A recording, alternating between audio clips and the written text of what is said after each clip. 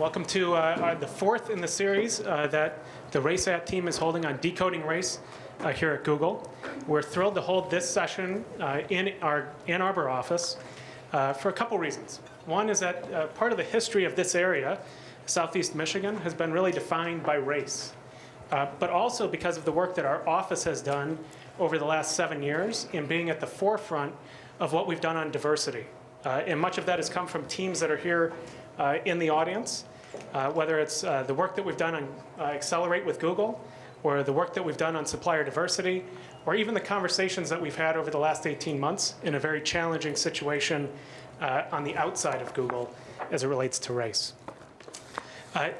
We're thrilled to hold this session here. I do want to run through a couple of things because this is not only a live audience, many thanks to everyone for coming today and packing our room, and to our guests who have joined us today. But also it's on the live stream. And one request that we have for the audience here is to please keep the volume down only because of the way in which the live stream works. We will also be posting this session, recording it and posting it to YouTube afterwards. And one final note before we get started, Chris is going to lead our panel for about half of the session, and then we're going to open it up to questions. The one request we have is that for live questions, if you could simply come around and queue over here so that we can pick everything up on the mic, that will be great. We'll give you a prompt as to when we need you to do that. To get us kicked off, I'd like to introduce and hand it off to Chris Genteel, the head of business inclusion at Google. Chris.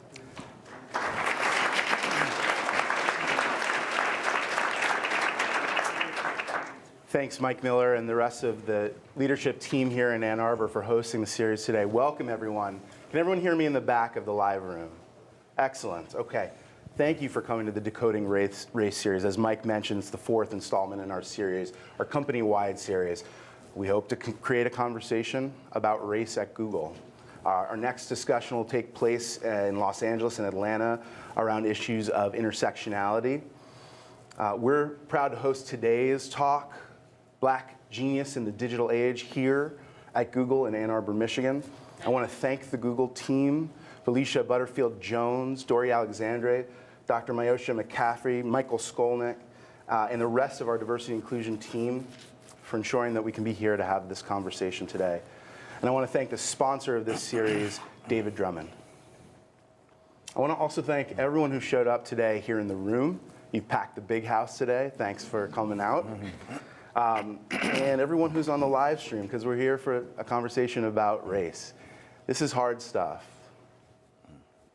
I want to recognize Googlers who every day are engaged in this conversation. And for those of you who are just joining the conversation, thank you.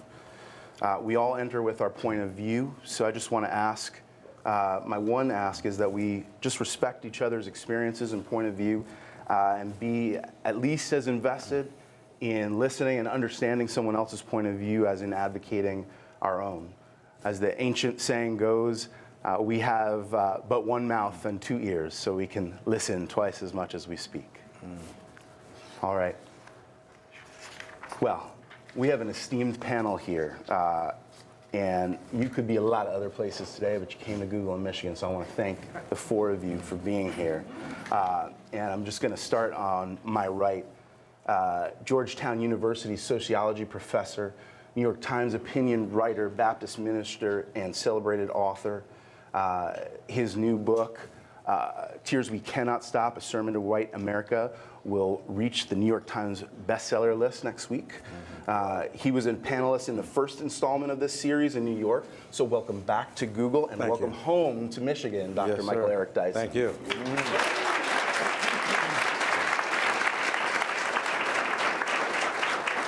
To his right, he is a protester dedicated to ending police and state violence, one of the founders of Black Lives Matter and Campaign Zero platform against police violence, Deray Mckesson.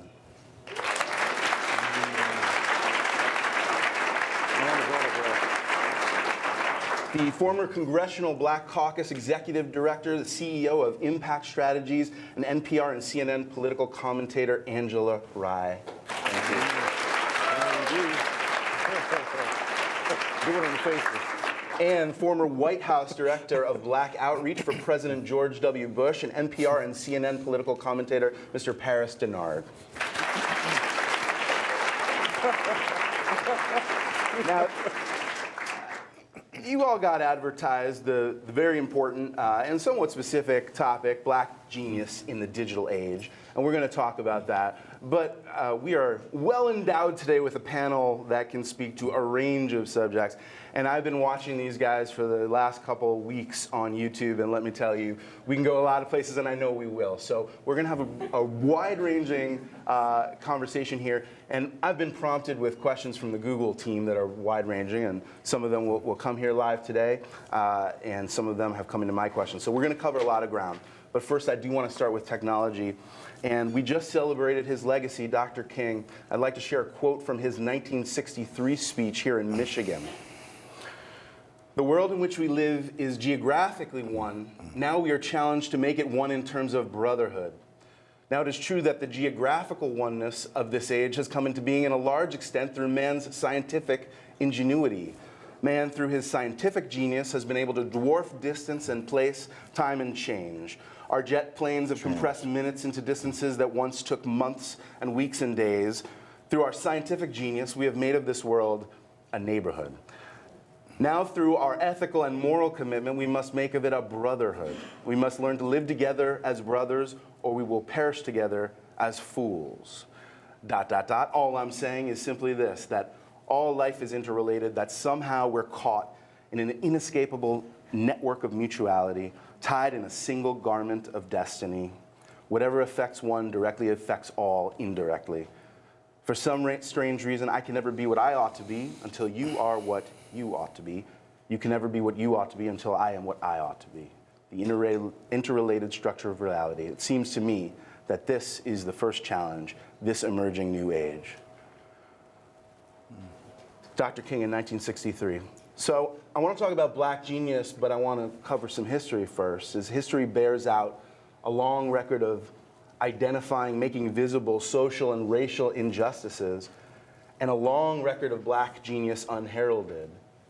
Google has been screening the new film Hidden Figures for students around the country through our Made with Code program. And I've been able to attend the screening of the film, which brings out of the shadows the stories of Black women who pioneered NASA and got our first astronauts into space.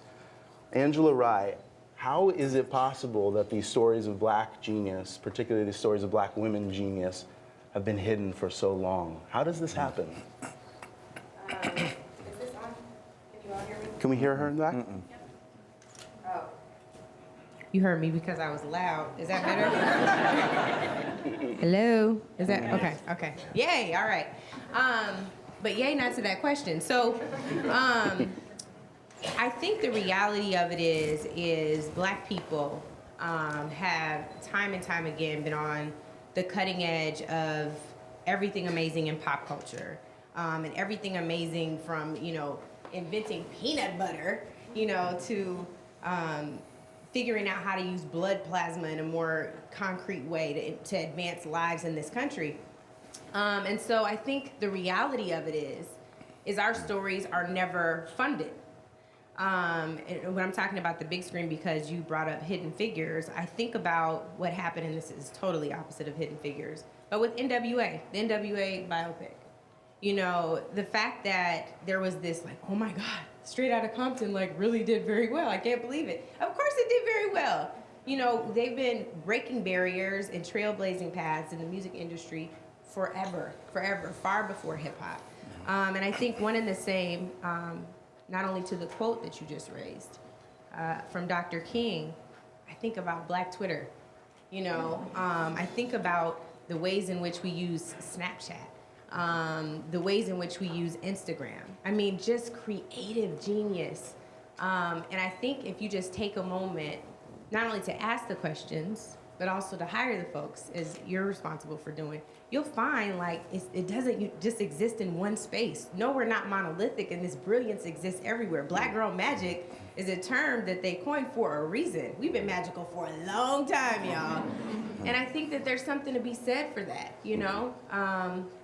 I don't know if I answered your question or not, but that's all that's on my heart about it. Dr. Dyson, you are a scholar and historian, so certainly you knew about these hidden figures, yes? No. I mean, One of the most pernicious consequences of white supremacy is to convince black people they don't have to know their own history, much less an American society, which fails to recognize the source of the creative spark that literally sends us into space. And so there's so much, the vast ocean of possibility that blackness represents.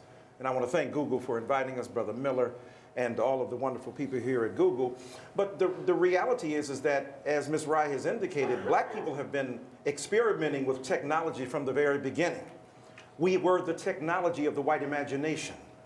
We were the physical implementations and tools of the white imagination, so the sweat equity that we invested in the land itself sprang forth from that enormous American culture, right?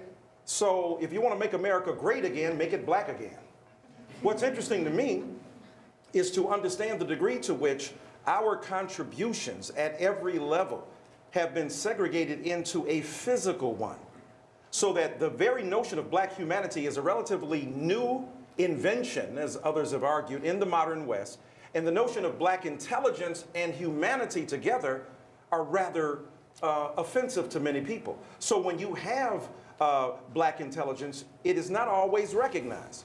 For instance, there was an extremely bright man who occupied an enormously important office for 8 years, who was demonized and stigmatized by others, denying his legitimacy, but part of that was denying his intellectual legitimacy. So I think that when it comes to technology, look, we pioneered the use of beepers, pagers. I mean, we weren't doctors. But we were distributing pharmaceuticals of a certain sort. Right? I ain't said all of us, but you know, I'm sorry. Many of us didn't have that opportunity. So what's interesting is that when we talk about technology, technology is not simply an implement and a tool to be divined in order to, if you will, further society. It has always been used as a means of self-expression, so that black uses of technology have been out of necessity, forced to use what was at hand. Literally, when she talks about the peanut, Jan Matt Zelliger and the shoe lasting machine, you think about Ernest Wilson, you think about the range of black technical experience, Dr. Daniel Hale Williams, in terms of open heart surgery. I mean, black people have been on the cutting edge of trying to redefine, with limited opportunities and implements and tools, the very possibility of what it means to be both a human being and an American. So no, I didn't know about that. I was glad to learn about that, because there's so much in our depth, in the depth of our history, that is instructive not only for ourselves, but for the broader society as well. Let's talk about technology and racial justice. Here in Michigan, we've seen our own painful examples of racial injustice, certainly our share of excessive police force, as well as the slow motion train wreck that's happening about an hour north of here in Flint, Michigan, with the water crisis. Flint's population being majority black, this is not just a miscarriage of social justice, but it's a miscarriage of racial justice. Right. Our Googlers in Ann Arbor have witnessed this firsthand through engagement there, but we're seeing it nationally, on the national stage, through social media. Deray, you founded movements and platforms where social media technology have played the key role. What is technology's contribution to activism around the black experience in America? Yeah, so I'll start by saying that that many people founded the movement, right? That the movement was founded by so many people all across the country. I'm one of many people who put their bodies on the line in the streets in Ferguson and cities all across the country to force the country to confront these issues that heretofore people weren't talking about. When I think about protest, I think about protest as this idea of telling the truth in public, that we use our bodies to tell the truth, that Mike and Rakia and Ayanna and John and so many people should be alive, that we disrupted board meetings and commissions to tell the truth, that they weren't using their institutional power in ways that benefited the lives of black people. There are three things I'll say to this question. One is that I'm mindful that as people of color, we've always faced these issues of erasure, and erasure often manifests in two ways. One is that either the story is never told or it's told by everybody but us. And in this moment, we became the unerased. That literally we became the people able to push back and tell our own story. So when the newspaper wasn't saying it, we could say it. And King and Rosa and Claudette and all of those organizers, they couldn't talk to 500,000 people at the drop of a tweet, and we can now. right? So part of it is that the tools we have just allow us to push back on mainstream media in ways that people just didn't have the opportunity to do before, and technology has opened that up. The second thing, sort of talking about this hidden figures question, is this notion that what white supremacy does, and the phrase sort of people struggle with, but what it does is it reminds us that white is normal. So when people say to me, they're like, Deray, I haven't benefited from white privilege, like I lived a hard life, and I worked 3 jobs or something. I don't know, people say a lot. And say to them is, they're like, how hard did you work for all the Band-Aids to look like your skin, right? And how hard did you work for nude to be the color of you and not me? And how hard did you work for baby dolls to look like you, right? Like you didn't do that. That is what whiteness does. And that when we think about the stories that get told is that we tell stories that are normal, and we tell stories that we think that people think will resonate with people. And like Angela pointed out, when the only people that you're thinking about are white, then of course NWA is an outlier, right? And that goes back to like how we've defined what normal looks like. And the third thing, sort of also going back to this, what does technology do, is that I'm mindful that when we aren't born woke, that something wakes us up. And for so many people, what woke them Explain up... woke to this crowd. Woke is a state of awareness about social and political issues that impact people with regard to equity and justice. So when we think about that, is that it was a tweet and a Facebook post and a live stream or YouTube video. These are the things that woke people up in this moment. So many people saw us on a live stream in Ferguson. So many people saw a picture, or they heard Angela on TV telling truth. Like that is how people sort of got it in this moment. And technology just fundamentally changed who the gatekeepers were. That all of a sudden, so many more people were content producers. So many more people could sort of aggregate the truth in a way that the normal gatekeepers like couldn't stop. And I think that that is one of the interesting things about technology. And what it has also done in that same realm is that it's just accelerated the pace. So we can push the message out and it can travel across the world quicker than anybody could have imagined. Now I'll throw this open to anyone on the panel. What are we seeing are the limitations to how technology can advance us, right? We've experienced a mass national new consciousness around black issues. What are the limitations, right? What follows that awareness? Well, I'm going to go back to, I'm going to go back to some of the first questions that you asked. And first of all, I'll say thank you, Google, everyone who had me here. I think it's important that when we talk about diversity and we talk about technology, that we acknowledge that diversity is not just racial diversity. A lot of times in our society, we get stuck on when we say diverse, we think we got a black person, got a Mexican, and we got a handicapped person, and we got diversity. Now, diversity is also diversity of thought. And within the black community, there's also diversity in terms of how people perceive their politics. And so I'm just as black as Dr. Dyson, just as black as Deray, and just as black as my beautiful sister, Angela Rye.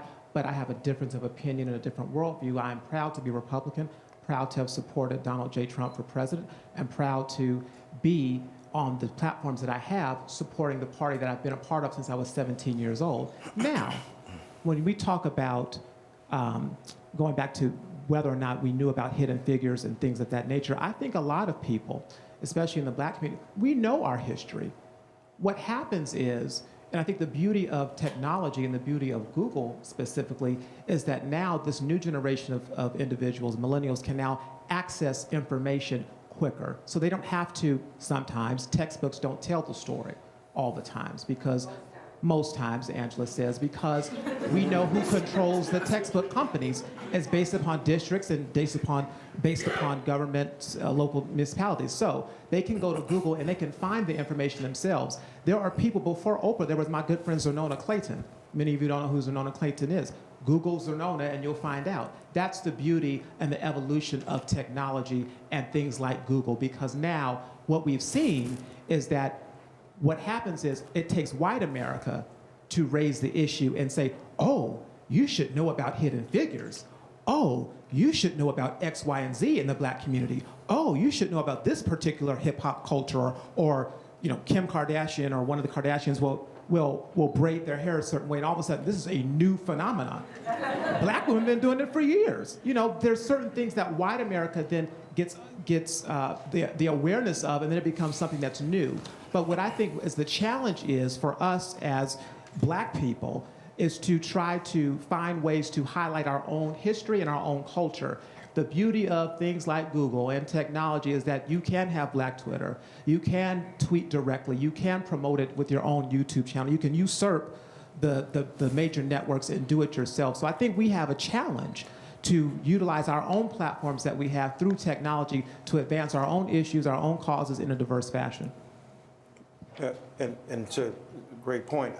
To answer your second point, well, first of all, I want to say to Brother Paris, it's true. I mean, we don't have to have a litmus test evoked to substantiate a claim of authenticity. So it ain't whether a person is black or not, it's whether they're insightful about what that blackness might mean, or whether the productive character of that blackness has an impact that's positive or negative, that reinforces values that have defined that culture, that have permitted blackness to spread out beyond where it is. So minority positions within African American culture or within blackness more writ large certainly have to be taken into account. Not only whether you're ideologically on the left or right, but in terms of acknowledging gay, lesbian, transgender, bisexual, or queer people, or other able people and the like.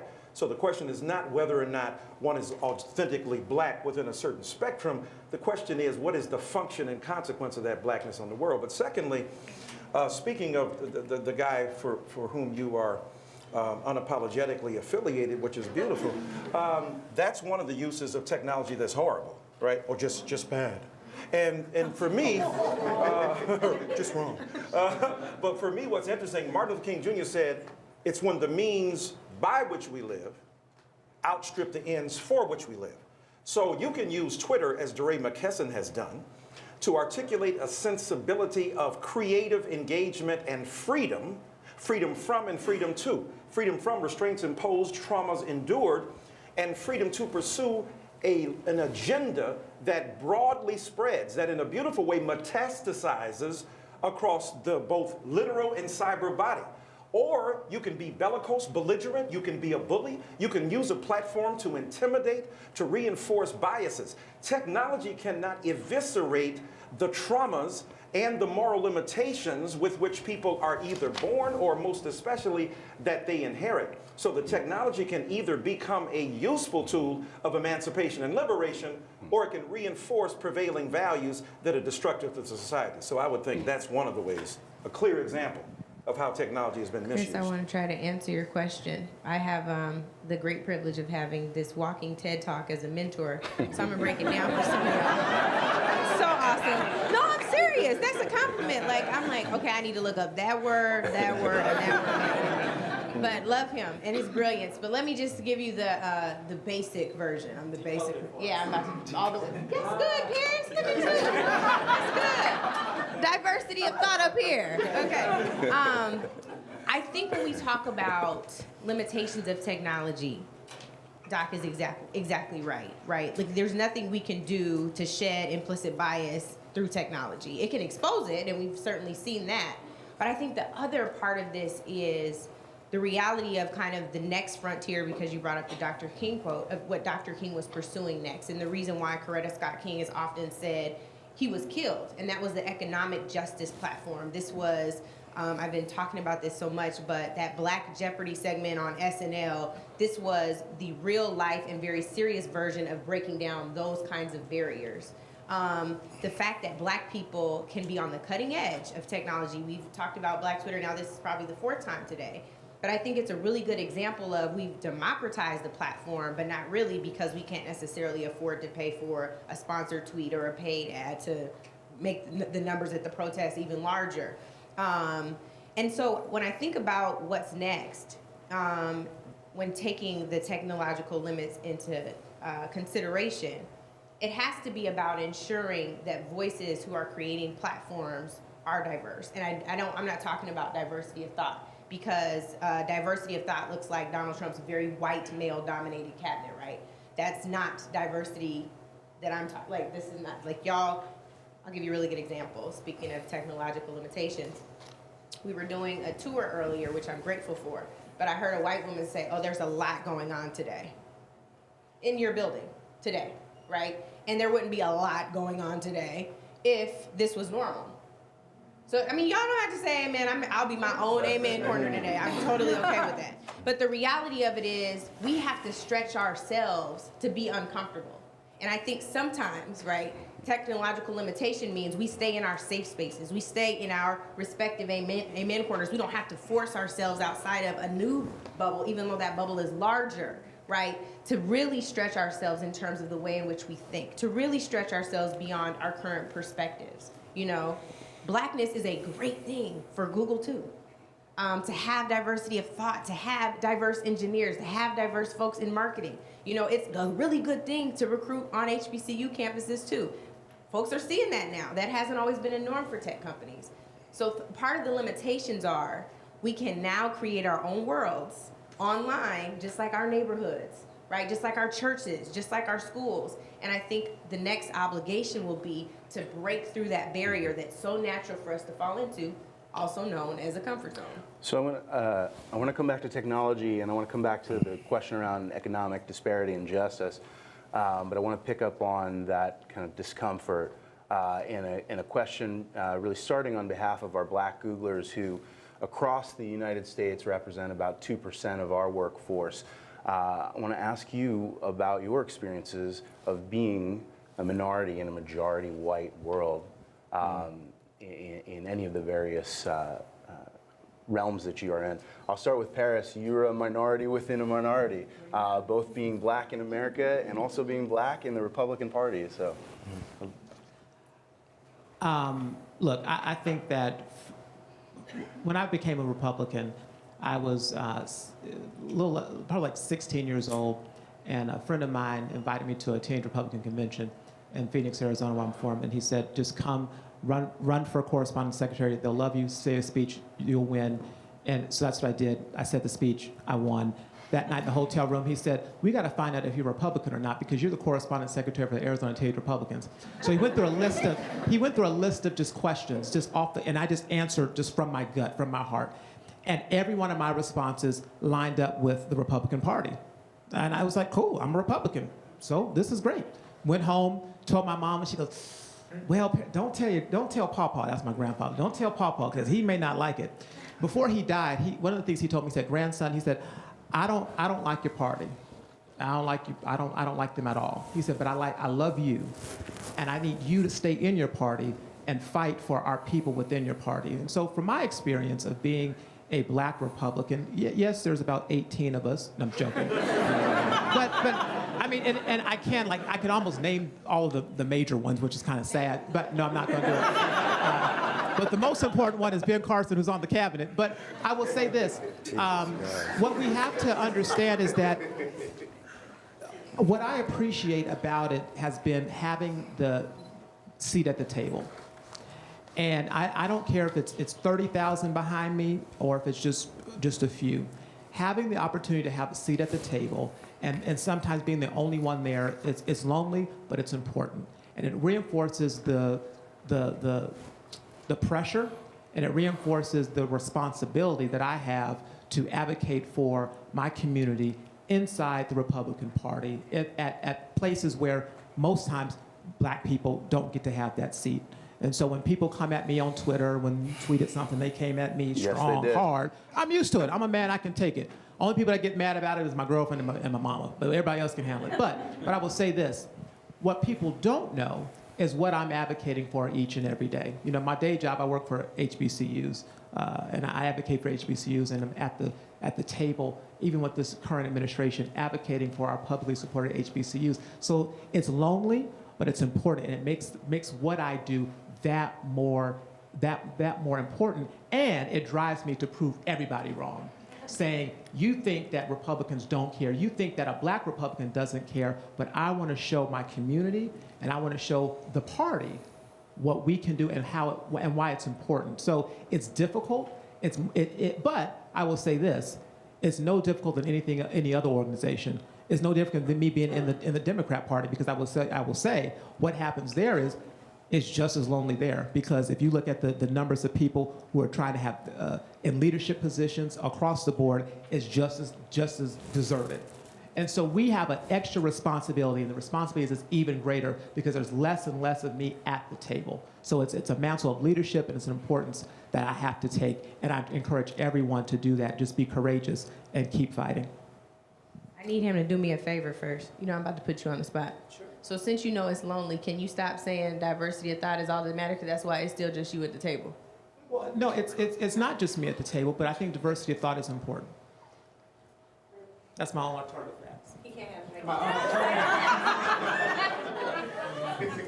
I just to sort of quickly offer something about those two questions. One is one of the dangers of technology is the echo chamber that we've talked about. That like you can get to a place where you're only talking to people who believe in what you say, and that is a problem. I think that is more Facebook than Twitter, and I'm partial to Twitter, but I do think sometimes we aren't exposed to new ideas, and that's a real challenge. I think about myself as somebody who, I had 800 followers 2 years ago. I have a little bit over 600,000, and I am so thankful that I see so many new things that I never saw before. I'm like, that was really good. Da-da. And I've met so many people, but I do think sometimes it takes work to get out of the echo chamber, and some people don't know that that's work that they need to do, and that becomes really hard.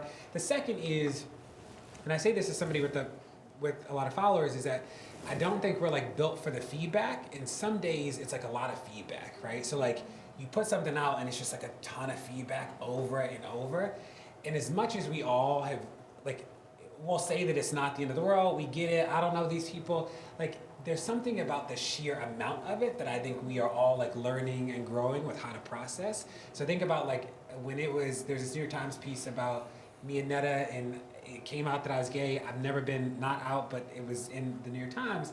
And it was like people called me a faggot from like 7 a.m. to midnight. And it was just like, and I'm fine and da-da-da. But it was like every 2 tweets was like somebody being wild, right? And after a while, it was like, okay, y'all, it's 10 o'clock. Let it go. I'm going to be gay tomorrow. Like, just like, and there is something about like the feedback is just like a really intense sort of thing. And the third I'll say about the technology piece is what Angela said about it's important that we expose different people to build on the platform. So Twilio is like my newest obsession. I'm obsessed with Twilio. I think Twilio is great. Twilio does the back end for any app that you've used that like does phone calls or text messages. So like when you call your Uber driver, Twilio makes it happen, for instance. And we're working with them on some project, and I wanted to build this voicemail thing for my friend for his birthday, and they made me build it. They were like, Deray, we know what you want to do, but like you're gonna have to build it. So I built it, and like all of a sudden I can think of like 50 million more things that we could do in like social justice world, like using these platforms. But if I hadn't had to build it, and if I hadn't had proximity to it, then I just wouldn't even dream that you could like, we built this voicemail for his birthday that 104 of his friends called in, left a message, then he called it, and he could hear all the messages. And I think about like, what would it look like to build that sort of phone system for people's stories about the Affordable Care Act, right? And then we turnkey the voicemails like on the internet, and people can listen to them, and it's so low intensity. The phone number is like $1 a month, it made me think of all these things that we could build, but it took me like being in proximity to it to even like understand that in any way. And the only thing I'll offer about what it's like to be one of only a few people in spaces of dominant culture is, while it is important to have a seat at the table, is that it's equally important to keep the door open while you're sitting at the table, right? That this is never about being the only person at the table, that's not something we're ever proud of. And that when I think about sitting at the table, it's always to make sure the truth is present. And I know that I'm not the only ambassador of the truth, that many people can do that work, but it is my responsibility to keep the door open. So like when I met with a small group earlier, met with Anna Wintour, who runs Vogue. Anna's great, she's not the devil wears Prada. And I said to her, like, how do emerging designers get to you, right? Like how do black people with no money but great designers, how do they get to you? And she was like, Deray, let's work on it. So we're doing this thing in February, like for that reason. And I could have met with Anna and said, let's take some photos and talk about Vogue, but I knew that my purpose in the room was like to create space for other people to be in the room too. I'm gonna pass it to you, Dr. Dyson. I want to maybe add to this question. We've been talking about blackness and the black experience, and I want to broaden this and start talking about whiteness, because we can't talk about blackness without talking about whiteness. And I've just finished Tears We Cannot Stop, which, by the way, those of you, the first 100 of you in the room got, and everyone else on the live stream can get it on Google Play. But I want to understand this concept of whiteness.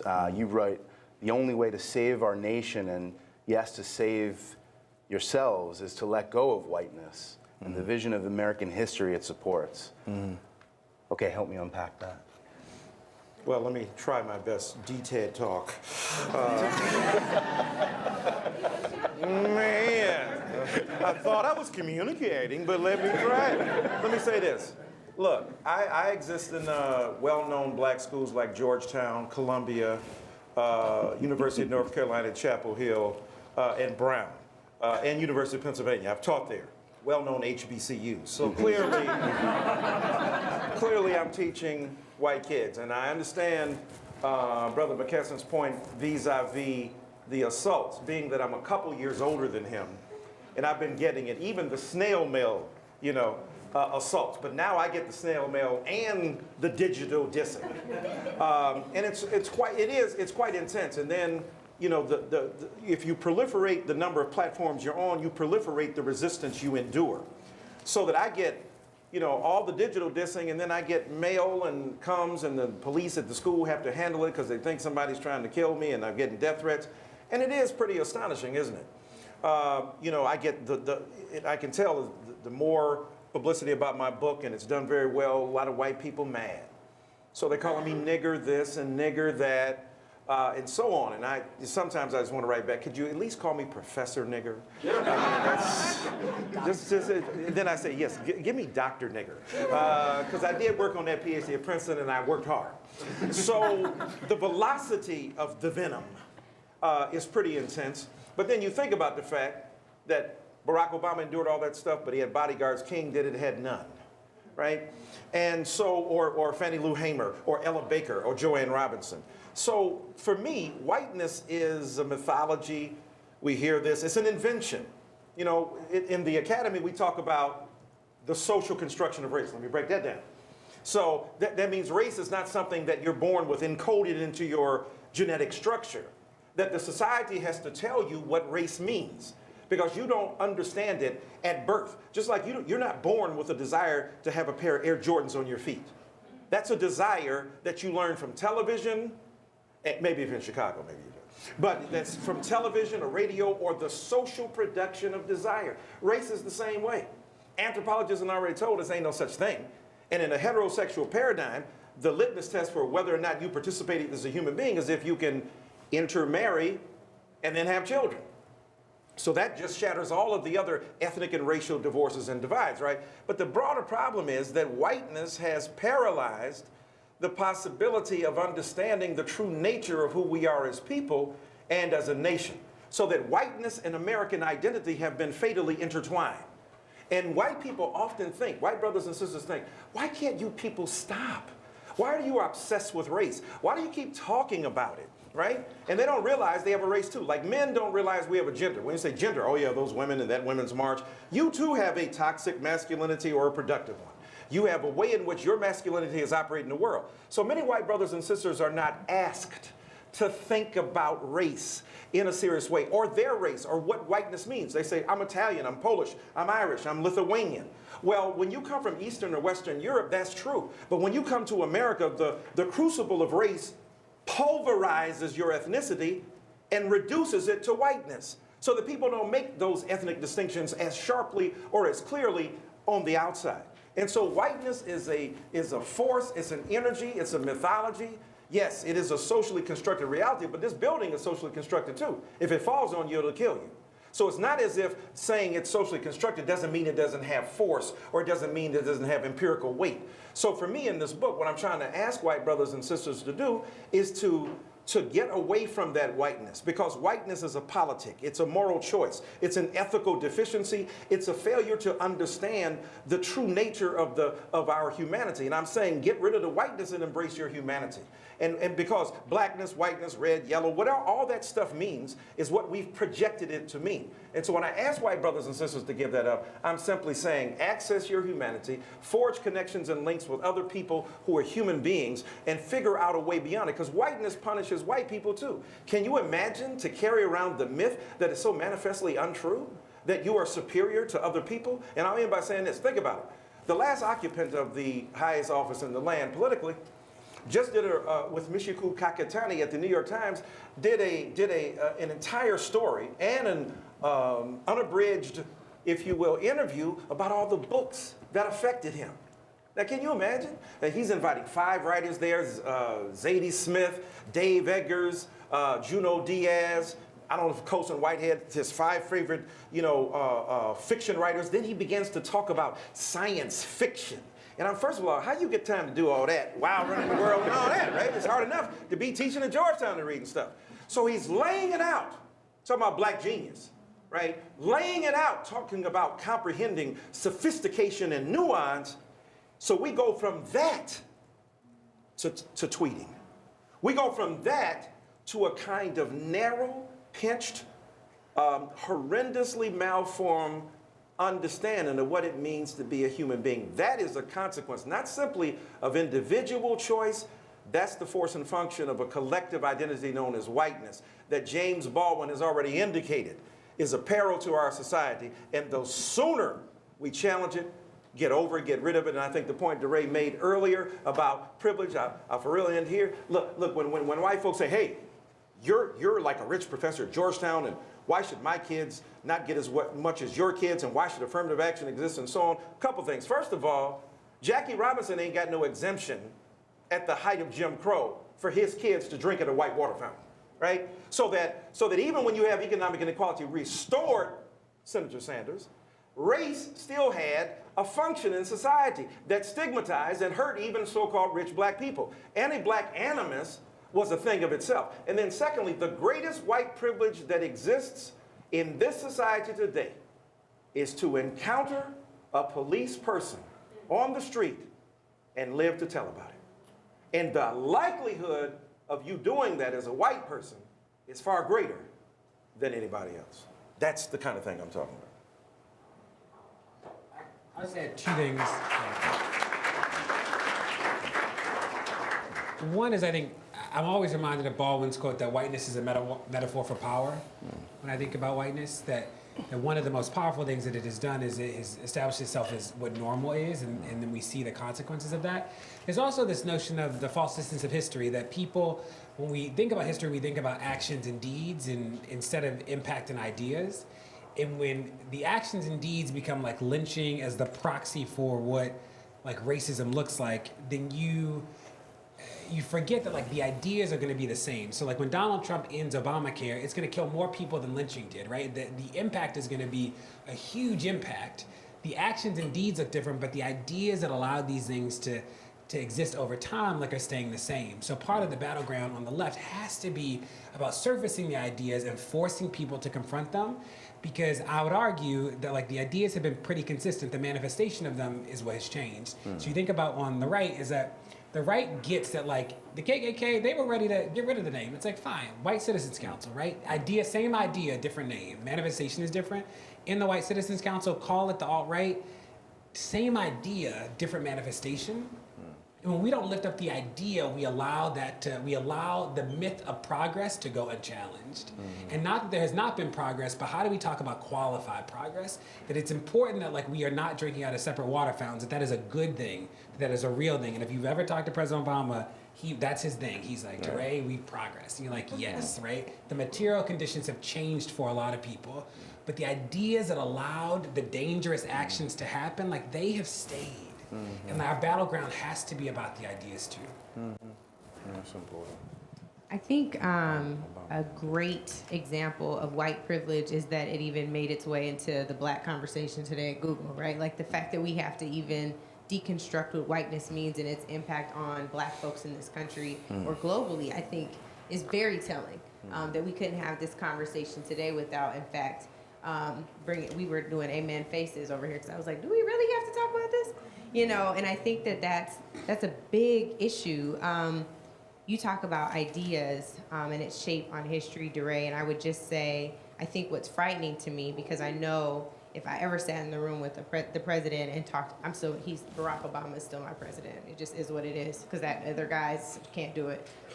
Cheeto in chief, honey, that's what Bossip called them Paris. But that's yours. But my point is, just yours. We're going to get there in a minute. Okay, well, it's coming. Coming at you like the Escape album. But my point is, I think it's so important. It's so important for us to realize that ideas are now not just ideas hidden in the minds and hearts of white folks all over this country. They were just validated by the new commander-in-chief for 18 months on the campaign trail. In my tweets, in my Facebook messages and comments, things that I'd never been called before while having a media platform, I was then called. You know, I think it's really important for us to understand that ideas made manifest are dangerous when they are rooted in systemic oppression and racism. And that is where we are. So as far as we've advanced, we also took some serious steps back with this election. And it's not just being able to engage with people who think differently than you. It's being able to engage with them and not being able to challenge them on their beliefs. One of the common things that you learn in messaging strategy, whether political or otherwise, is always having a boogeyman, right? And the boogeyman during this president's campaign were others. And that is a narrative that he lived, speaking of whiteness, all of his professional life. There was always an other. The other was the Central Park Five, or the black guy who he didn't want counting his money and preferred the guy with the yarmulke because the black guy couldn't help that he had a lazy gene. The others were the black workers on the casino floor that had to get ushered off when a mob boss who was racist came in, right? The others were the many people who worked for him and weren't ever paid. The others were Barack Obama when he was running for re-election and being challenged on his citizenship. The fact that then this person who challenged everything that for so many of us was a beacon of hope is jarring. It's jarring and it's frustrating because it's not just an idea anymore. You know, like I grew up in Seattle, Washington. So I didn't experience overt racism the way that my dad did when he was growing up in Shreveport, Louisiana, and then moved to Seattle. I experienced it overtly, right? People hit you where it hurts in that paycheck, you know, but they may not ever call you out your name. Well, now we're dealing with some overt signs that I never wanted for my godsons, 6 and 12 years old. You know, there are kids, the 12-year-old age, who's saying, build that wall at school, intimidating kids who are immigrants. So when I think about that, I mean, it is really, really jarring. And I think we did take some steps back. And as much progress as we made, we have a whole lot more ground to cover again. So here we are, and I'll let you kick off this section, Paris. And this is going to be my last question for a moment. And I'd like to ask Googlers, if you have questions, please queue up towards the side here and queue up. And after this round of questions, we'll start taking questions from you here. The Trump administration in Black America. So, Deray, you were with us at Google Zeitgeist in September. And at that time you said, Hillary cannot win or govern without black people. Trump can do both. All right, so I'll throw out this general question to you all. How does Black America move forward in the Trump administration? What have you seen just in week one that gives you cause for concern, for energy, excitement, peril? Where are we? I'm thoroughly excited. I mean, this is fantastic. When I tell you I am happy, we're going to make America great again for everyone, black people, Googlers, all y'all, all of us. We're going to be great. You said all y'all. All y'all, because you're the Googlers. I'm not a Googler. No, I'm black. But before I touch on that, let me go back to something that Angela was saying, and it's technology and Twitter and social media. I don't get any, the attacks, the physical threats that I get, the physical threats that I get, the people talking about my mother, my family, and the names that I'm called, I would say 99% of them come from black people. Black people. Black people calling me out of my name, calling and threatening my life. You come to Detroit. Fool, I lived in Detroit for 8 months. Well, I was into what? I'll come. No, for 8 months. I lived before I was on a project. I'm from Phoenix, Arizona. But the point is, we have to be mindful of what we do to each other. Just because I am affiliated with the Republican Party, you don't know my story. You don't know what I advocate for. You know what I believe. So you should be careful when you come at me on social media, and you should be equally as careful when you come at me in public. But I will tell you, it doesn't happen in public. The people who come up to me the most are black people on the metro, on the street, at the airport, saying, I'm so proud of you. I may not agree with everything that you say, but I appreciate the fact that you have that platform. I respect you, and we are proud of you. I've never had one black person say anything negative to me to my face. It's been selfies, it's been autographs, it's been, we're so proud of you. So that's the flip side of it that we have to also point out. And the other thing I wanted to say is that we have to remember that what technology allows us to do is it puts us in a technological vacuum. So if I don't want to listen, I don't follow Deray. Nothing wrong with Deray, I just don't follow him. I don't follow Dr. Dyson. Nothing wrong with Dr. Dyson. They're not a part of my worldview, so I don't have to listen to them. So I can construct my whole social media, technological worldview based upon people that I like, based upon people that look, think exactly like me. And that's the danger, we like to use this word, that's the danger of technology, because I can just filter through and I can only follow and listen and get and receive comments from people that I want to hear from. Flip side, on the other side, if liberals aren't listening and thinking and getting the opinions of people on the right, and if the right is not getting those opinions from people on the left, we are never going to get anywhere. You can have the best technological platform, you can Google it all you want, I can Google what I want to read, and Google what I want to see, and Google what I want to hear. And that's the challenge of technology. As it relates to the Trump administration, I think what we have to remember is Donald Trump, our president, is not an ideologue. He is not someone who is going to be in there just to appease the Republican Party. Because look, let's be frank, he's been a Democrat longer than he was a Republican. So I think he's going to upset a lot of Republicans, and I think he's going to upset a lot of Democrats, because at the end of the day, he wants to get the deal done.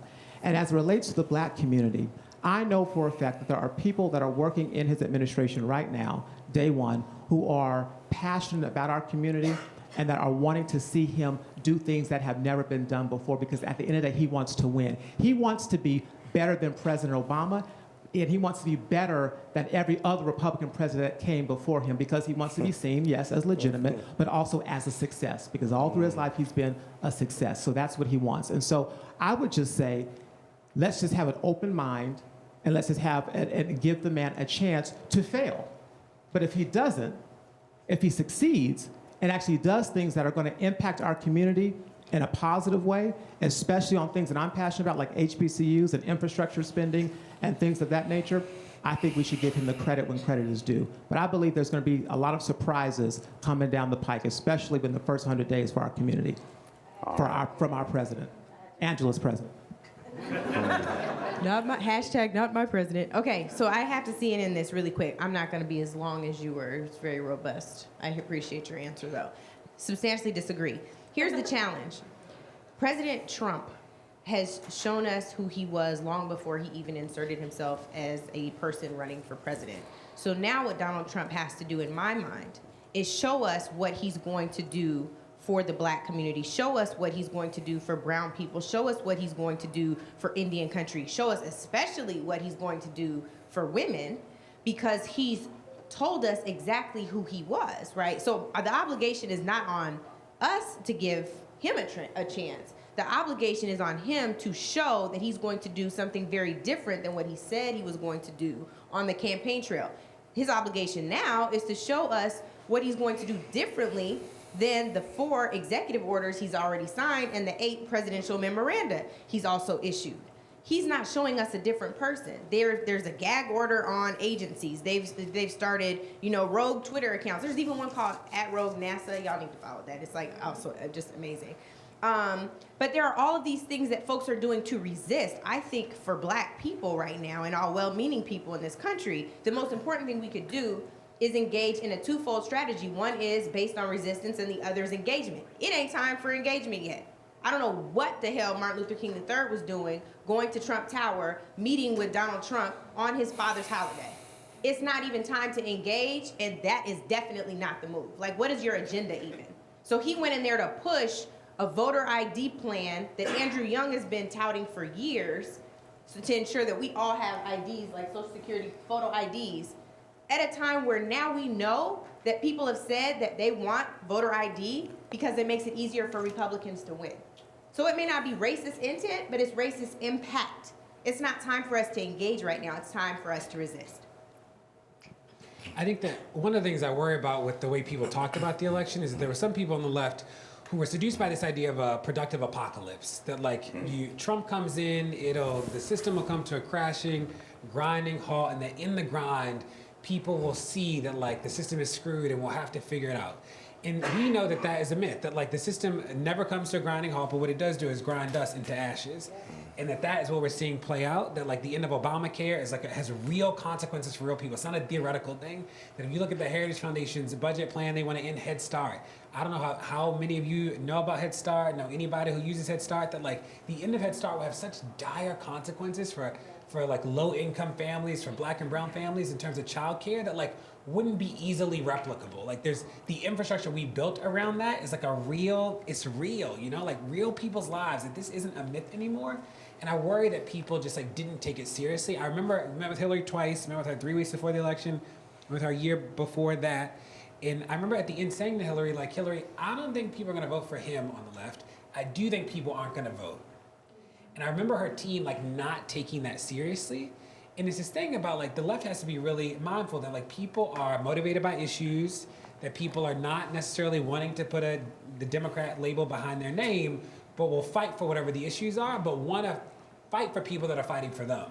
And I think that that's what the party tried this strategy that was like, he's so crazy, nobody would support him. And that wasn't the winning strategy, right? That like people needed something to vote for. And I think a real failure of the campaign is that her campaign is that I don't know who her most effective surrogates were, that there were people on TV like Angela, Bakari sort of holding it down, like just defending the truth, right? Not necessarily like defending Hillary as much as it was like, this just isn't true, right? But you think about the surrogates for Bernie, like all of you, people know Killer Mike who didn't even know Killer Mike existed before, right? And you think about, what's her name? Katrina Pearson. Everybody knew Katrina with that bullet necklace on. She was defending Donald every day, And like, who was pushing the $100 billion economic reinvestment plan that Hillary put forward? Or like the plan around undoing the crime bill? Like, those things are real things that she like legitimately understood and she got. It wasn't her policy team. And like that was just lost. And this election was in some ways an election between no ideas and ideas that people didn't understand, and no ideas won. And that is what frightens me. So when I think about like what we do moving forward, it is about surfacing the ideas and making this a fight about what the ideas are. It's also about like building, and people say it all the time, but building local power and figuring out how we can resist at the local level, whether that's like changing school boards, city councils, mayors, so we can build a layer. So when we get to 18, when we get to the governor's races in 17, like we can actually have a wave come back. I don't think Donald's gonna be in there long. I don't know what's gonna happen, but like I think he's gonna be short-lived as president, whether, Putin and him go off on some island or whether there's like, some scandal that takes him, that gets him impeached. But I'm mindful as somebody who works in government and has worked in government, that like it's the little things that have a big consequence. So 4 years of Donald could take us back 40 years. And it's like, what happens when you change all the forms and like no longer like Latinos aren't on the forms anymore, right? Like it's those sort of things that are really small that like no congressional action, no oversight that like will have dire consequences on people's lives. Dr. Dyson. Just to add to everything that was said here, and I know Brother Paris said that Trump is not ideological. On one hand, you go, that's great, because he was a Democrat for so long. But then it's problematic, really, in the extreme, because if you are then defined by your pursuit of power, even over ideological purity, you'll do anything. And you'll eviscerate, wipe away, and destroy everything it's based on. So, and what's interesting, it's not just for the right, though, because whiteness is on the left, too. Bernie Sanders is the mirror image of Donald Trump. I'm not saying that Bernie Sanders inculcated and encouraged the same kind of bigotry, and Howard Thurman, the great black mystic, said a bigot is a person who makes an idol of his commitments, right? So it's not that I'm saying Bernie Sanders believed what he did. I rode with Bernie Sanders all day long, but Bernie Sanders said directly after this election, oh, the problem is we got to agree with the right. We got to get rid of identity politics. He said it's easier to speak about racism and sexism, he said, than it is to talk about inequality economically and Goldman Sachs and what they're doing. I'm saying, in what world? So now the left has bought the narrative that the problem is identity politics, except it says the following. This election was a referendum on the white working class. Get the contradiction? You say you want to get beyond identity politics, and yet you evoke white working class. That adjective modifies that noun. There's a black, brown, red, and yellow working class that never got talked about, that didn't vote for Donald Trump.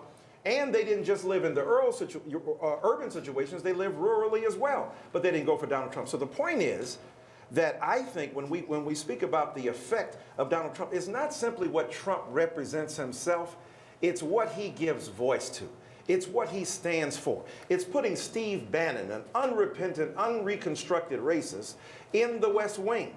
It's putting Jeff Sessions, most likely to be, I think, confirmed in the Senate as the Attorney General, making some of the most ridiculous, nefarious, and heinous comments, not only about black people, but the practices against voter ID, against civil rights, and about voting rights. And then finally, let's be real. Donald Trump is literally the face of whiteness and white privilege and white innocence unapologetically. This is the first toddler presidency. This is where, in the terrible tools, I want it my way, it's egoistic, it is tyrannical, everything has to be subordinated to its immediate desire, there's no deferred gratification, and the poop in that diaper gets flung about. But if you want to talk about technology, Frankenstein is the name of the doctor, not the monster. So what produced Donald Trump is just as intriguing as the product. And when Frankenstein, the doctor, invented the monster came back and killed the inventor. So all those Republicans who are now aghast at what Donald Trump has done, you fed him, Paul Ryan, with your vicious beliefs about poverty despite the patina of compassion. You fed it Newt Gingrich, you fed it John Boehner, Mr. Cantor, and the Republican hierarchy reinforced the notion of black pathology, of the essential disposability of black life, and so now Donald Trump becomes the monstrous reality that bites the Republicans in the ass, even as he excretes in his diaper the mess that was fed to him. So what we have to do is get a better diet, the ideas, the consequences of our togetherness, and I happen to believe, as an old Baptist preacher, that this ain't the end. You know, Howard Thurman said, never reduce your life to the event you are confronting now. Slave foreparents worked in long rawhide, the rawhide whip of the overseer, long rows of cotton, but they imagined a different future.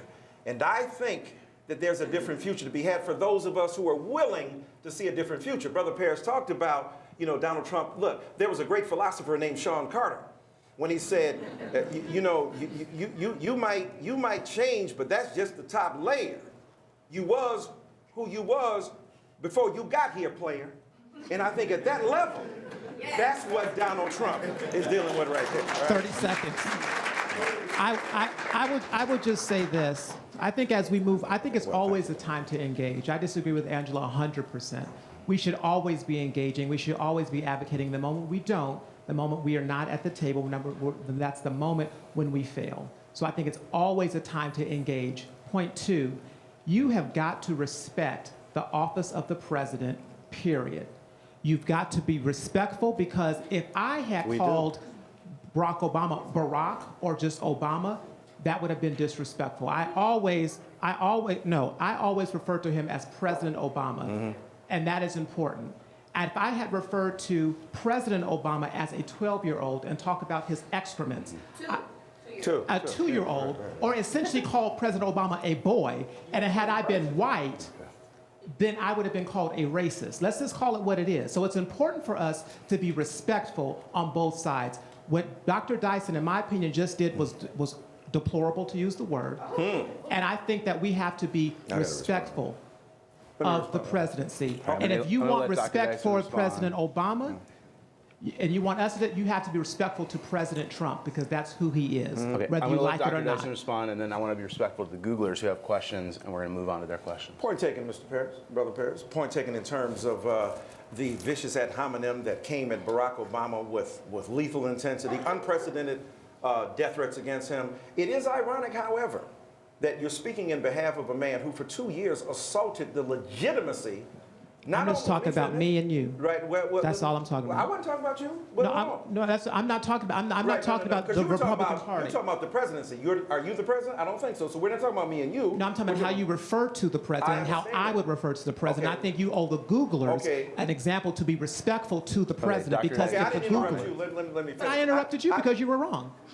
Oh, okay. So the very thing you're talking about, you're now embodying. So what's interesting to me, right? I would call you Dr. Dyson and not boy, or not No. 2-year-old, or talk But about wait you a minute. crapping in your pants. First of all, sir, the excretion into the diaper about which I spoke is defensible as a metaphor speaking about a toddler. So now my point is that when I talked about a toddler presidency, I'm talking about a characteristic and a category. I didn't call him a particular toddler. I said as a toddler. Look, if you read Peter Barker in the New York Times yesterday talking about the lack of restraint, what I am doing is summarizing an essential body of work that has reflected upon the president. I understand your point about whether or not you think it insults him for me to refer to him as a toddler. Again, let me point out, this is the man who delegitimized a sitting United States president, went at him with tooth and nail, tried to retroactively abort him from the womb of American democracy and remove him from existence by challenging his birth certificate. So I would submit to you, calling Donald Trump a toddler pales in comparison, pale being the word there, to what was assaulting Barack Obama. Let me tell you something, the difference. This is the problem with false equivalencies. If you say I as a black man, stop right there, there it is.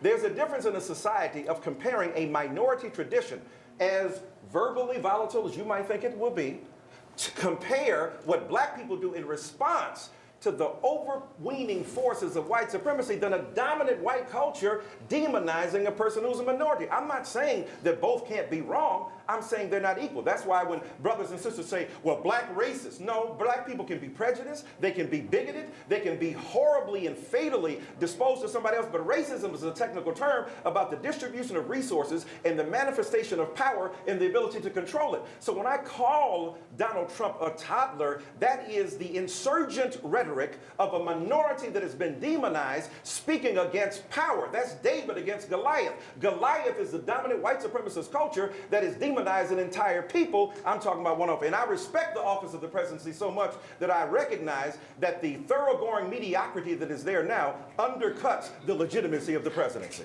All right. And you should be We're going to respectful. end this topic right here, and we're going to move to Googler questions in the room. Is this on or no? Yes. Can you guys hear me? Yes. All right. So my name's Rob. Thank you guys for coming. I respect the simple fact that this conversation can be had in a company because most of the times it's very politically correct and you can't really voice your opinions. So I think that's a good thing. And although I'm passionate about my political opinion, I'm not going to share it because I think it's very important for anybody in here to feel comfortable with whatever they're supporting. And I think the very obvious thing, at least to me, from this conversation is that it's two things. Number one, it's very polarized. And I think that's the entire country, unfortunately. Number two, I think the simple thing that you guys all align on is thinking of constructive value. So you have your opinion, you have what you believe, you have what you're passionate about. However, what is constructive? So what actually creates value and what actually makes something happen? So although it's very evident that they disagree with you being in Trump's office, maybe you have a different agenda to do something constructive as part of that office. And I think for you guys, it's very evident how passionate you are of your beliefs. And I respect that because I'm a very passionate person when it comes to mine. My question with that in context is, if you look at different movements, I think there's two different fronts of something being constructive. Number one is grassroots. So if you look at Bernie Sanders, if you look at what happened in Ukraine, and a lot of different examples around the world, apartheid, for example, in South Africa. But then you also look at somebody that has a lot of influence. And a good example of what I would think is somebody that has a lot of influence is Bill Gates. He started a massive company. He has a lot of wealth, a lot of power, a lot of network, and he raises billion-dollar rounds for socially oriented entrepreneurship. And that's a person that has way more influence than me, as of now. Hopefully, one day, we'll see, maybe not. But you see what I'm saying? There's a different dynamic. And I think that somebody in office has massive influence because whatever you say and whatever you do, more importantly actually, represents something that affects not only the country but the world. Can we? Yeah. What do you Get to the think is question. more important, grassroots or people of influence?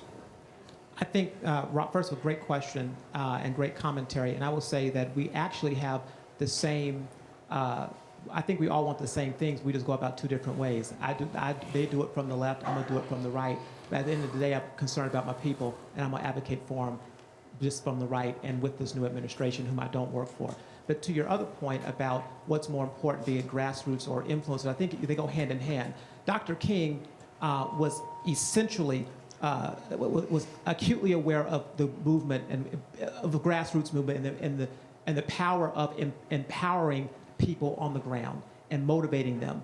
But he also understood that he had to work with people in power who were the influencers to get the agenda done, because he was limited to what he could do because he wasn't an elected official. So he was smart by using grassroots and using the political system. Coretta Scott King was smart because she was using Democrats, Republicans. She went in there with an agenda to get things done. So I think you have to have both. But there's no doubt about it in my mind that grassroots movements are always more powerful, because what you see happening is grassroots movements impact and push people to go to do things that they don't normally want to do. You saw that on the campaign trail. Moving Secretary Clinton further and further to the left. I think that was a grassroots movement of progressives pushing her and pushing the agenda. And I think that's what you will see in politics, and I think you will even see it on the right with the Tea Party movement. That grassroots organization pushed a lot of Republicans further and further to the right. Grassroots has to work with influencers, but they work hand in hand, but grassroots is always, in my opinion, more powerful. Amen. Thank you. Hi. I feel like this will be a difficult question. We've already seen the panel today is pretty heated, but I think a lot of us are wrestling with some of the things that have come up today in terms of like engagement versus resistance. And a lot of the people in the room today have a lot of decades of citizenship in this country left to live out. I really wrestle with the idea of like, how do you draw a line in the sand of like, this is not acceptable, but still think about like, how do we get from a place where like maybe flat out 40% of the country is not just like, oh, I voted for him in spite of racist issues, but like is flat like, yeah, no, I believe that. How do you engage people to try and sway like hearts and minds while also not compromising on things that are just wrong? I'll do it quickly, because I think it's important to hear from Deray. Also, you know, I'm at a different point than I think I've been ever. And by that, I feel like self-care to me looks like making sure my people are good in ways that just hasn't been the case before. And then once I know my people are good, figuring out where can I coalesce with other groups of disenfranchised people to make sure they're good too. And I think that I'm not just talking about emotionally being okay, I'm talking about making sure that we can survive and thrive and be free in this country. And a question that I wasn't really answering in this same way just with this last administration. I don't think that engagement in the traditional sense of sitting at a table and negotiating with someone who doesn't see you as human, the way that you see yourself as human, is where we are yet, right? Like, we're just not there yet. And so we have to agenda build and agenda set. I'm comfortable saying that in this room. That's why I had the visceral reaction to Martin Luther King III going in. We have some agenda building to do and no permission asking. Like, we've spent a lot of time like, we know we need voting rights, well, we know we need this. And then we wait and get permission from old heads that never are given approval because they don't want us to be there anyway. And I know that exists in other communities as well. So we have to spend some time making sure that we're good first. And maybe that's late, but I didn't expect this dude to win. I really didn't. I think quickly, the trauma does two things. The trauma either actually takes your power away or it makes you feel powerless when you have power.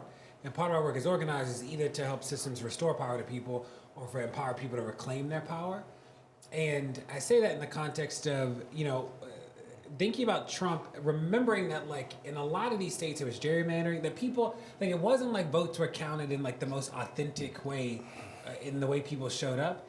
And also remembering that the government only works from the consent of the governed, right? It was what we understood intimately when we stood in the street. They're like, when we said, you know what, the laws about staying in the street don't matter, like we're gonna like bump all this, like we're gonna be right here every single day, like that is like real power. And some of this, like Angel said, is like forcing people to pay attention. And when you sit at the table too early, like you lose the leverage, right? Like that is people conceding and saying, we think this is legitimate. When you withhold your consent, it's a saying like, this isn't right anymore, right? Like we're not doing this, like we're withdrawing our consent. And remember too, in terms of, to add just very briefly, Martin Luther King Jr. is often used two things. At the end of his life, last 3 years, King said, I'm sad to conclude, but most Americans are unconscious racists. Right? That's what Martin Luther King Jr. said.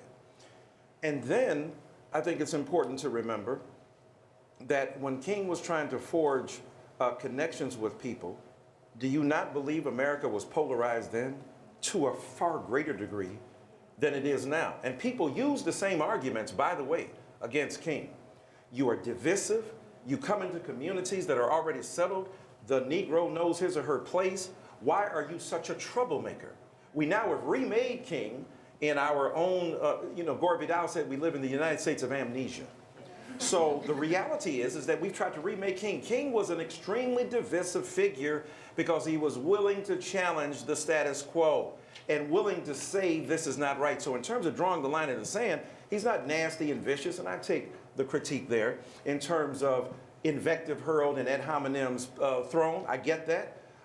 There are some extraordinary circumstances when I think we have to name a spade, so to speak. But I think at the end of the day, the ability of King was, as I think Brother Deray just said, if you go too early, if you don't leave the bun in the oven long enough, it ain't gonna get baked, so what you pull out is gonna disappoint everybody. But if you leave it in there long enough to be shaped into what it is, it can feed everybody. And I think at that level, even if you don't like it, if you don't want to eat from that table, it is extremely important to know the difference between reconciling with injustice and adjusting to evil. And at the end of the day, you have to supply that for yourself. James Baldwin said, we want to integrate, but do we want to integrate into a burning house? If your goal is integration alone without justice, integration is what you will pursue, and you'll end up integrating into something that's destructive. And I think this is a time that challenges us to draw the line for where we will stand and what we will tolerate. Thank you. Next question. So I have two questions. The main one is on propaganda. So the question is, what do you as a panel individually think is the most insidious forms of propaganda in our country today, given the talks about echo chambers and the role media has played in the recent election?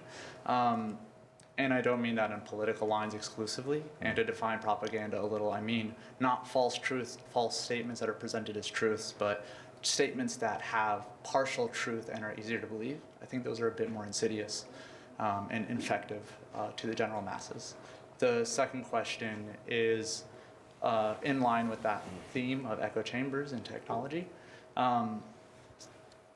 What do you think, how do we balance identifying with the community and engaging with that community, whether it's racial or otherwise, and maintaining a room of one zone that we know James Baldwin's been brought up a bit, and I think that's something that's very important. In his letter to his nephew, he talked about sitting in his room writing, and I just wanted to know more about what your perspectives are on that. Thanks. I'll take the second question.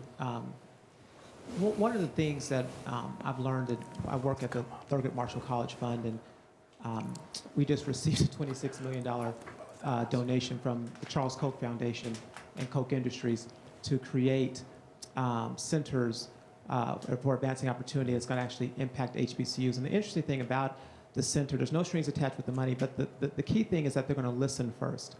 And I think that's the critical thing that we don't do enough of. We are quick to just hear what we want to hear and then respond, or just come in and say, I know how to solve the issues for the Black community. I know how to solve the issues of the Hispanic community. And we put these conferences together, we put these panels together, but we have not listened to anybody. We have not asked anybody what they feel or what they really need or what they really want in the community. And so I think what is important when you're talking about dialoguing and having consensus with other people that you may not agree with, may not know about, it's important to listen. I've got to listen to what Dr. Dyson, I watch a lot of MSNBC because I like to know what them crazy people are talking about. But I also need to listen to what they're saying on Fox News, because I need to know what they're saying, because it helps me inform. It helps inform my the crazy people on the right helps me inform my opinion. So I think the important thing to do to answer your question is to first listen, because if we don't start to listen, we're going to just go about our own. We're going to have our own opinions, and we're going to interject our own opinions on other people, especially if we have power. People in power have got to first listen. And if we don't do that on a local level, on a communal level, on a corporate level, as Googlers, as panelists, as activists, as politicians, we're not going to get anywhere. So the first part of the question, just briefly, I think a really good example of propaganda is actually Fox News, which is now apparently like state-sponsored television. Welcome to the United States of Amnesia, I think Doc called it, which is really interesting and also very scary. I think one of the examples that I will pull from is Bill O'Reilly after Michelle Obama's speech during the Democratic National Convention, which was a tearjerker for so many of us, but when is she not a tearjerker? She talked about her kids playing on the White House lawn, which is a house built by slaves. And Bill O'Reilly's response to that was, well, they were well-fed and they could rest well in the house. Slaves. And so the element of truth, I don't know where the gentleman went, but the element of truth is that maybe they were well-fed and maybe they were resting well. Maybe, right? Like, who did he talk to for that? Speaking of, I don't know, maybe he could, I don't know. Anyway, the point is, they were slaves, dumbass. Sorry, but like seriously, like sometimes you just have to call it what it is. Like, that's insane. And we can't normalize this. Like, Operation Don't Normalize This BS. I'm not gonna cuss anymore because I said ass already. But like, we can't, oh, now twice, okay. But you know, well, anyway, ass is in the Bible though, technically. But that's all I'm saying. Like, we have to get to a point where we understand, like, look, this is not okay. Even though this makes you feel better that slavery happened, it's not okay, dude. It's really not. So that's my propaganda. All right, well, we have time for one more question. I'm going to ask the two Googlers to come in rapid fire. Just bring both your questions to the mic. And in your closing, answer whichever of these, and thank you. Yeah, so Google has some pretty sad diversity numbers. 2% of Googlers are Latino, 3% are Black, which is devastating. But I think working at Google for the past year and a half, it's been really interesting to see my Black colleagues fight for justice, but also kill their, like, whatever project they're working on, doing amazing, right? And white colleagues kind of progress down the ladder.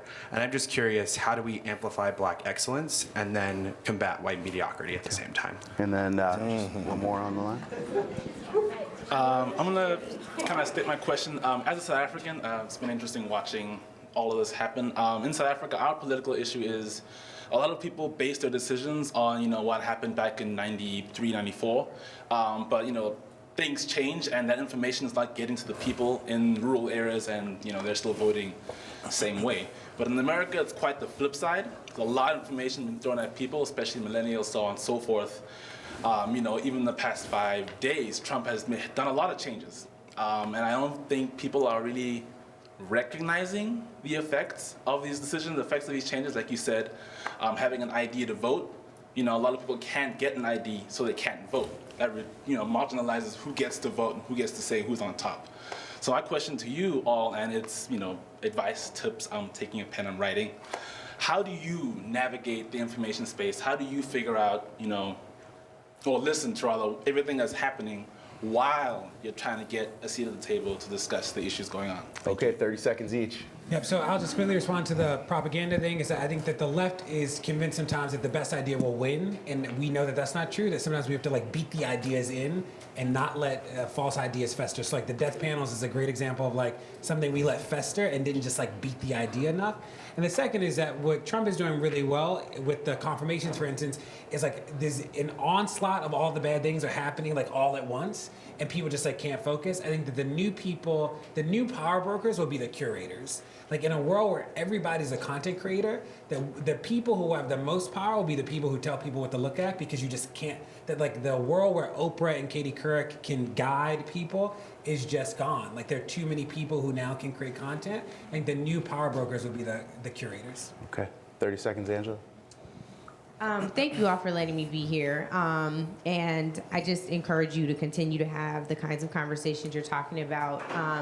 white mediocrity is absolutely tied to white privilege. And I think that our obligation is, as Papa Pope told Olivia Pope on season whatever of Scandal, which is that we know we have to be twice as good. I would argue sometimes 3 and 4 times as good. White people, join the black and brown people at Google on this mandatory, you just walked into the door this way, you just woke up like this, diversity committee. Most times when we go into spaces, we're automatically a part of the diversity committee. Why? Because we exist with double consciousness. We exist knowing that we're here, but we are the next person who looks like us is going to be judged based on our performance. Welcome to the diversity committee. You've all been named and appointed because you came today. So welcome. Please talk to each other about paths forward, about how to ensure that you're leveling the playing field and you're making it great and open for everybody else. That's such a good question. Paris, 30 seconds. First of all, thank you for having me. I think it's an honor to be here. I appreciate the invitation, and I will just say that we should just continue to be open-minded, have open minds, open thoughts, and open hearts, but also be mindful of the fact that while we are all privileged, black and white, we are all very privileged to live in this country. And with that privilege, we sometimes forget that there are people within our own country who do not have access to the technology that we so freely talk about right now. So, for instance, there's many HBCU campuses today who they don't even have Wi-Fi. That's unfathomable. People in college, paying to go to college, going in debt to go to college, and can't even get online to apply for scholarships if they don't have Wi-Fi. So there's a lot of things that we have to do in terms of infrastructure and in terms of thinking about the least of these, especially that people that look just like us. And these people in fragile communities are not always black. There's 2 HBCUs in West Virginia that are predominantly white. So we have to rethink about how we put these blinders on and how we talk about diversity and who's fragile and who's underprivileged and things of that nature. And remember, if we are in a position of privilege and if we are in a position to help someone, think about those that are coming behind us and try to help them as well. Because technology is like education. It's an equalizer and everybody needs it and everyone has to have it. But the reality is many people in our own country, many people in this state, in this city, don't have access to it. And we are all very fortunate to have access and to regularly Google. Thank you. Dr. Dyson, 30 seconds. You know, black people have always understood useful subversion. Like when, you know, the slave master demanded that we entertain them. So we singing songs. Green trees are bending, they ain't got long to stay here. What were we saying? Harry Tubman's coming through in the spring, get your stuff together because we about to roll up out of here. Secondly, those beautiful, talking about curating and archiving, those beautiful quilts we were making, again, they were of fascination to the dominant culture, but we got arrows in them. Make a left at the Johnson plantation and haul ass out of here. So we always had dual meanings to our political, our entertainment, but especially to our social existence. And I think that still today, you know, those who are in the minority engage in what has been called forms of resistance. And I think that resistance is extremely important right now in the world in which we live for black people to bring that sense of excellence. And then I'll end by saying black excellence has always been viral. It has always spread from you know, if you got it from heart to heart and if you got it from breast to breast. It's like the old people would say, this old world ain't no friend to grace. So what we did, we brought the grace to it. And black excellence will pulverize that which is not excellent, and it will show up that which is mediocre, regardless of what color it is, and it's its own argument. And I think black genius has spread so powerfully that people whose backs were against the wall and the children of slaves have now colonized the imagination of the world. We can continue to do that. What I try to do is make the life of the mind sexy for young people coming behind, and I think we can do that. All right, please give it up for our esteemed panel. Paris Dennard, Angela Rye, Deray Mckesson, Dr. Michael F. Dyson. I'm Chris Genteel. Thank you on behalf of Talks at Google and Race at Google. Thank you. Thank you, sir.